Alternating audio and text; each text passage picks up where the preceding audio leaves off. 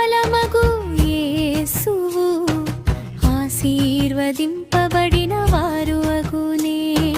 పరిశుద్ధ మరియమ్మ సర్వేశ్వరుని మాత, పాపాత్ములమై ఉండెడు మా కొరకు, ఇప్పుడును మా మరణ సమయమందును ప్రార్థించండి.